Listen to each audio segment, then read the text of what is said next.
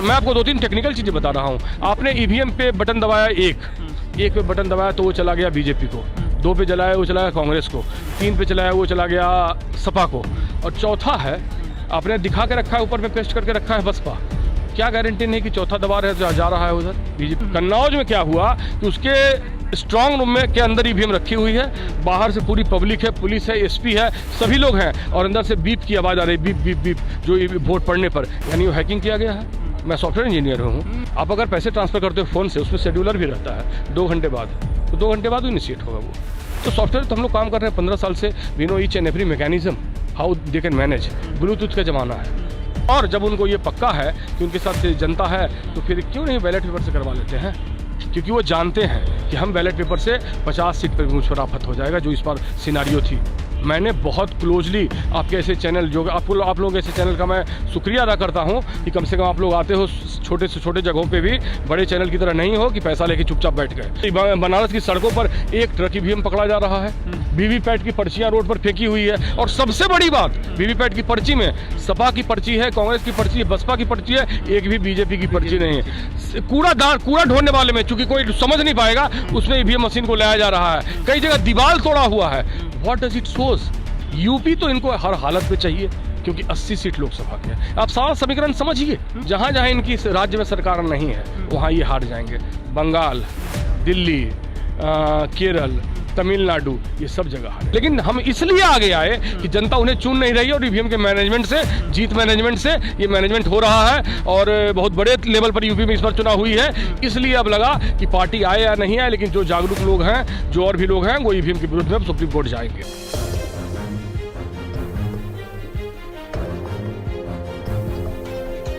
नमस्कार, आदाब, सत श्री अकाल, नमो बुद्धाय। मेरा नाम है राहुल कुमार। आप देखना शुरू कर चुके हैं नेशनल इंडिया न्यूज़। मैं इस वक्त मौजूद हूँ राजधानी दिल्ली के अंबेडकर भवन में।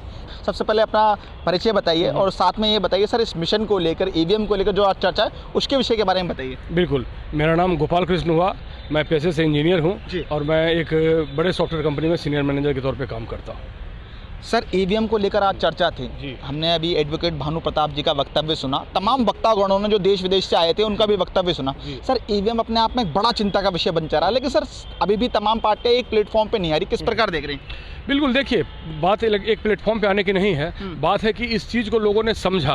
आज लोगों ने समझा तो आज कम से कम 500 लोगों की जो भीड़ हुई, और पूरे भारत से लोग आए, हैदराबाद से लोग आए, पटना से आए, और भी तरह से लोग आए, तो ये एक बहुत बड़ा सिंबल है। और दूसरी चीज़ कि आज यूपी में चुनाव हुआ, तो भले ही लोग आ नहीं रहे हों, पर सभी लोग जान रहे हैं कि बीजेपी किसी कीमत पर नहीं जीतती। ये मैनेजमेंट का कमाल है। तो चूंकि सभी लोग जो है अपने दिनचर्या में व्यस्त हैं, तो इसलिए फिलहाल अभी आगे नहीं आ रहे हैं। लेकिन जैसे जैसे आंदोलन बढ़ेगा, आप देखिएगा कि ये कितना विशाल रूप लेता है, और इसका अंत तभी होगा जब ईवीएम पूरी तरह से हटाया जाएगा।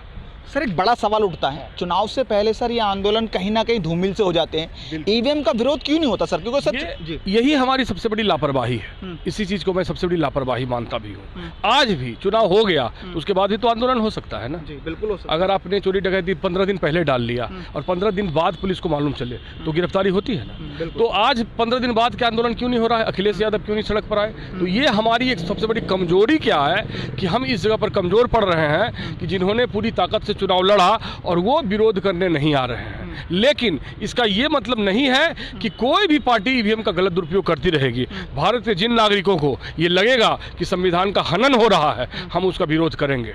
मुझे किसी से कोई आपत्ति नहीं है अगर वो संवैधानिक तरीके से जीत जाते हैं तो।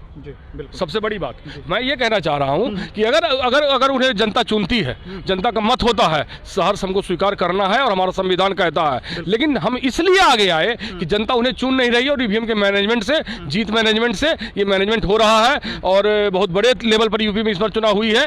इसलिए अब लगा कि पार्टी आए या नहीं आए, लेकिन जो जागरूक लोग हैं, जो और भी लोग हैं, वो ईवीएम के विरुद्ध में सुप्रीम कोर्ट जाएंगे। सर, आपने बताया कि सुप्रीम कोर्ट के उसमें जाएंगे ईवीएम को लेकर, लेकिन सर एक बड़ा मुद्दा, एक बड़ा सवाल ये उठता है कि बंगाल में चुनाव होते हैं, वहाँ पर ममता बनर्जी की सरकार आ जाती है, टीएमसी आ जाती है। हमने इससे पहले पंजाब के चुनाव देखे, पंजाब में आम आदमी पार्टी है। सर, ईवीएम का वहाँ पर अगर ये सब चल रहा होता तो सर यहाँ पर भी बीजेपी आनी थी। मैं आपको एक बताता हूँ, देखिए, 2 चीज़ होता है, मुझे जीतना है और मुझे सबको लूट लेना है, इसमें फर्क है। ठीक है, इनको भी जो भी लोग सलाह दे रहे होंगे मैनेजमेंट का, इनको सलाह दे रहे होंगे कि भाई जनता को कुछ तो दिखाना पड़ेगा ना कि आप यहाँ भी हार रहे हो। हमको मेन तो चाहिए यूपी, क्योंकि दिल्ली 24 का चुनाव है, उसमें यूपी का अहम योगदान है। कहने के लिए तो दिल्ली भी बीजेपी हार गई, लेकिन इससे उसको उनको नुकसान क्या है? दिल्ली में पुलिस प्रशासन उन्हीं की है, सब कुछ उन्हीं का है, इतना 7 सीट है, कोई बहुत फर्क नहीं पड़ता है। लेकिन जैसे बताया जाता है ना मूर्ख बनाने के लिए कि भाई देखिए हम भी हार रहे हैं, लेकिन इस बार की आप बात कीजिए, यूपी कहीं से भी, मैंने बहुत क्लोजली ऑब्जर्व किया है, कुछ अपने कांग्रेस पार्टी के लोगों से मैं जुड़ा हुआ भी रहा हूं, बहुत कहीं से भी बीजेपी मुकाबले में नहीं थी। कम से कम सपा को 300 के अराउंड आना चाहिए था और बीजेपी 100 अराउंड रहता, 100 only, what I am saying, 100 रहना चाहिए था, लेकिन ये नहीं हो पाया, ये उल्टा हुआ। तो इससे ये जाहिर होता है कि इन लोग बिना मैनेजमेंट के ये जानते हैं कि कब कहाँ मुझे काम करने से मेरा काम हो जाएगा। बिना बंगाल हार गई, बंगाल हारने का मैं एक चीज़ और बता देता हूँ, जहाँ जहाँ इनकी राज्य में सरकार नहीं है वहाँ ये हार जाएंगे। बंगाल, दिल्ली, केरल, तमिलनाडु, ये सब जगह हारेंगे जहाँ इनकी स्टेट गवर्नमेंट में नहीं है। यूपी तो इनको हर हालत में चाहिए, क्योंकि 80 सीट लोकसभा के हैं। आप सारा समीकरण समझिए कि क्या जरूरी है। तो मुझे 10 जगह चोरी के 4-4 आना चुरा के चोर नहीं कहलाना है, मुझे एक जगह 100 रुपये चुराना है, समझ रहे हो ना? तो ये मैनेजमेंट है, जीत मैनेजमेंट इसको कहते हैं, मैंने नाम दिया है। सर राष्ट्रव्यापी आंदोलन होना है इस पे ईवीएम को लेकर, अभी भानु सर भी बता रहे थे। सर क्या ये समय आ गया है, क्योंकि हमने इससे पहले एक आंदोलन देखा था, किसान आंदोलन, बड़ा आंदोलन हुआ और सबसे कहीं ना कहीं इतिहास में इस आंदोलन को दर्ज हो गया, और कहीं ना कहीं किसानों और तमाम लोगों के एक वर्ग ने मिलकर कहीं ना कहीं इस आंदोलन को इतना राष्ट्रव्यापी बना दिया कि आज सरकार इनके सामने झुकी। क्या ये सही समय है दूसरे आंदोलन? एकदम मुझे, मैंने जैसा कि कहा आपको कि मुझे बीजेपी से प्रॉब्लम मुझे हो सकता है, अगर उनको जनता चुन के भेजती तो हम स्वीकार करना पड़ता मुझे। लेकिन जब आप असंवैधानिक तरीके से, गैर संवैधानिक ईवीएम मैनेजमेंट वगैरह वगैरह से आप आ रहे हैं, आप भी देखे होंगे न्यूज में कि दिल्ली की बनारस की सड़कों पर एक ट्रक ईवीएम पकड़ा जा रहा है, वीवीपैट की पर्चियां रोड पर फेंकी हुई है, और सबसे बड़ी बात, वीवीपैट की पर्ची में सपा की पर्ची है, कांग्रेस की पर्ची है, बसपा की पर्ची है, एक भी बीजेपी की पर्ची नहीं है। कूड़ा ढोने वाले में चूंकि कोई समझ नहीं पाएगा, उसमें ईवीएम मशीन को लाया जा रहा है, कई जगह दीवार तोड़ा हुआ है। व्हाट डज इट शोज कि कहीं से भी अब इलेक्शन कमीशन निष्पक्ष नहीं रह गया है, वो किसी न किसी के हाथों और मौजूदा सरकार के हाथों वो बिका हुआ है और उनके बुरी तरह दबाव में है। तो हम इसका विरोध करेंगे और भारत की जनता संविधान बचाने के लिए, क्योंकि ये तो संविधान को चैलेंज करना हो गया ना, ये तो डकैती डालना हो गया लोकतंत्र पे। यूपी की साधारण जनता ने, जनता के हाथ में क्या होता है, वोट देना, उन्होंने वोट दे दिया कि हमको नहीं चाहिए बीजेपी, उन्होंने वोट कर दिया अखिलेश को, कांग्रेस को, कहीं भी किया, पर मुझे बीजेपी नहीं चाहिए, लेकिन उसके बावजूद जीत गई। आप इसको बहुत बड़ा क्राइम मानिए, it's a full fledge crime. पूरी दुनिया में लोग, सर उत्तर प्रदेश के चुनाव का जिक्र हो रहा था यहाँ पर, आपने बताया कि सपा कहीं ना कहीं इस आंदोलन में भाग नहीं ले रही, लेकिन सर सबसे पहले अगर आंदोलन में किसी ने ईवीएम के खिलाफ बोला तो कोई अखिलेश यादव दिखे। उसके बाद सर हम देखते हैं कि चुनाव से पहले मायावती ने भी ईवीएम और चुनाव आयोग को लेकर कंप्लेंट दी थी, लेकिन सर कांग्रेस अभी भी इस खेल में कहीं नजर नहीं आ रही, क्या कारण हो सकते हैं? सबसे बड़ी चीज आप देखिए कि आप जानते होंगे कि कांग्रेस पार्टी बिहार, यूपी में वीक है, करेक्ट, यूपी में वीक है, दे नोज वेरी वेल, होता है कोई भी। आज मैं कहूँ कि बीजेपी का कहिए साउथ इंडिया में वीक है, भले ये बताए नहीं आपको, साउथ इंडिया में कहीं है ही नहीं वो। तो सबसे बड़ी चीज क्या होती है कि जो सबसे बड़ी पार्टी है, जिसकी क्षमता रही समाजवादी पार्टी, अखिलेश यादव की पूरी गलती में मानता हूँ। मैं आपको 2 बात से बताता हूँ। पहला चीज वो कि या तो वो आंदोलन करने रोड पर उतरते, अगर उनको लगता है कि मेरा सही है तो आंदोलन रोड पर होना चाहिए कि नहीं होना चाहिए। दूसरी चीज, अगर कुछ नहीं आपका बस चल रहा है और आप जानते हो कि अब विधानसभा पर ये लोग जबरदस्ती जीत के आ गए हैं, हम विधानसभा का बहिष्कार करेंगे, हम नहीं जाएंगे विधानसभा में। यही गांधी जी का आंदोलन होता है, हम नहीं जाएंगे विधानसभा में। मेरे हिसाब से अब विधानसभा सत्य की जगह नहीं रह गई है, वो असत्य की जगह हो गई है, हम इससे इनकार करते हैं विधानसभा से। सर आपसे ये लोग जो आगे आए हैं, या तो इनको समझ नहीं है या किस पॉइंट ऑफ व्यू से चल रहे हैं, सब आपको 6 महीना में क्लियर हो जाएगा। क्योंकि जब ये आंदोलन बड़ा रूप लेगा ना, तो कौन कौन इस खेल में शामिल है, ईवीएम के खेल में, वो सब सामने आएंगे। सर आपसे अंतिम सवाल, यूपी चुनाव पे ही मैं चर्चा करता हूँ। यूपी चुनाव के बाद जैसे हमने रिजल्ट देखे, उसके बाद सर एकाएक जो महंगाई वो बढ़ जाती है। आप बेहिसाब महंगाई, थोड़ी बहुत नहीं, बर्दाश्त करने से बाहर, आपको इसका मतलब आपको जनता के वोट का डर नहीं है। करेक्ट, आप समझिएगा, मैं 3-4 पॉइंट सेट कर रहा हूँ। वो जानते हैं कि मेरा तो जीतने का तरीका अलग है, मुझे जनता कितना भी गाली दे दे। फर्स्ट पॉइंट तो अंधाधुंध महंगाई बढ़ाओ और जितना पैसा मैं जनता का लूट लूँ, ठीक, first point. Second point, UP चुनाव के अगले दिन उन्होंने कश्मीर फाइल एक मूवी रिलीज किया। क्यों रिलीज किया? क्योंकि यूपी चुनाव पे चर्चा नहीं हो कि इन्होंने धांधली करके जीता, मूड भटकाने के लिए। ठीक। थर्ड पॉइंट, अगले ही दिन 11 मार्च को उनका अहमदाबाद में रोड शो हो। अगर आपको जीतने हारने का डर होगा तो आप अगले ही दिन शेड्यूल करोगे क्या? अगर आप यूपी से इलेक्शन हार गए तो आप किस मुंह से जाओगे रोड शो करने के लिए? आपकी तो पूरी करेक्ट, इसका मतलब आप जान रहे हैं कि आप जीत रहे हैं। आप सिम्टम से पकड़िए कि क्या चल रहा है। ये जो ईवीएम का मुद्दा है, ये चीज़ पे चर्चा नहीं करना तो सीधी सी, और जब उनको ये पक्का है कि उनके साथ जनता है तो फिर क्यों नहीं बैलेट पेपर से करवा लेते हैं? क्योंकि वो जानते हैं कि हम बैलेट पेपर से 50 सीट पर भी मुझ पर आफत हो जाएगा, जो इस बार सिनारियो थी। मैंने बहुत क्लोजली आपके ऐसे चैनल, जो आप लोगों के ऐसे चैनल का मैं शुक्रिया अदा करता हूं कि कम से कम आप लोग आते हो छोटे से छोटे जगहों पे भी, बड़े चैनल की तरह नहीं हो कि पैसा लेके चुपचाप बैठ गए। आप लोग ऐसे चैनल का मैं बहुत सारा इंटरव्यू देखा मैंने यूट्यूब पे, जिन्होंने सड़क पे रोक रोक के आदमियों से एक आइडिया लिया, और ये आइडिया निकल कर आया था कि किसी कीमत पर बीजेपी यूपी नहीं जीतेगी। करेक्ट, वो भी हमसे बेहतर वो जान रहे थे। लेकिन सर राशन का मुद्दा भारी पड़ गया। भी जी नहीं, गलतफहमी में है। उससे भी बड़ा मुद्दा बेरोजगारी, छात्रों का आंदोलन। जो छात्र आंदोलन कर रहे थे हिंदू थे, उन पर लाठी चार्ज करना। अगर आज किसी घर के युवक पे आप लाठी चार्ज कीजिएगा तो क्या उसके घर का लोग खुश होगा?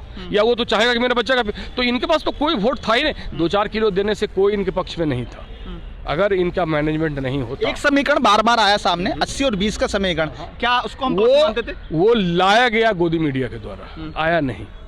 4-5 चैनल जो हैं, 6 चैनल, वो रोज बोलो 80-20 80-20 80-20, पर ऐसा कुछ था नहीं। ऐसा अगर होता, और हमारे इस आंदोलन करने का सबसे बड़ा वजह क्या है पता आपको? सबसे बड़ी पॉजिटिव पॉइंट हमारे फेवर में क्या है? जनता हमारे साथ है। जनता, तो इसका मतलब है कि जब जनता मेरे विरुद्ध हो चुकी है तो अब हमको पुलिस की हथकंडा या ईवीएम ही बचा सकता है। यानी वो आखिरी लड़ाई लड़ रहे हैं, ईवीएम खत्म, बीजेपी खत्म। तो इस चीज़ को आप समझिए, हम लोग को आने का साहस है, यही मुख्य वजह है कि इनके साथ जनता नहीं है।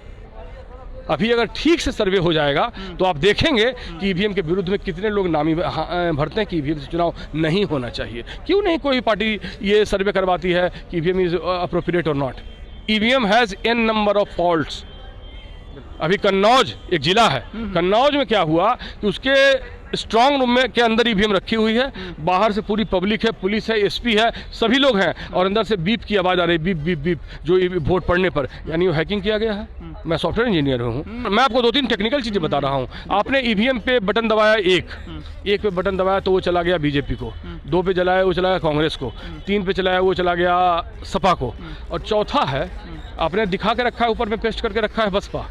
क्या गारंटी नहीं कि चौथा दबा रहे तो जा रहा है उधर बीजेपी? तो जब 1 नंबर दबाने से कोई भी चिप है जो कंट्रोल ले रहा है, वो आपका इनपुट है। आप अपने दोस्त को कहते हो चाय पीने चलो, तो आपने अपने दोस्त को इनपुट दिया, वो एग्री हुआ आपके साथ चाय पीने चला गया। तो कंप्यूटर की भाषा वो है कि जब आपने 1 नंबर दबाया तो उसने इनपुट लिया और बीजेपी को प्रिंट कर दिया। सेम टेक्नोलॉजी अगर हम उसमें ये सेट कर रहे हैं 1 और 3 और 5, और मतलब अथवा 1 या 3 या 5, कोई दबे तो किसको जाना चाहिए? बीजेपी को। What's wrong in that? आप अगर पैसे ट्रांसफर करते हो फ़ोन से, उसमें शेड्यूलर भी रहता है 2 घंटे बाद, तो 2 घंटे बाद इनिशिएट होगा वो। तो सॉफ्टवेयर तो हम लोग काम कर रहे हैं 15 साल से, we know each and every mechanism how they can manage. Bluetooth का ज़माना है, करेक्ट?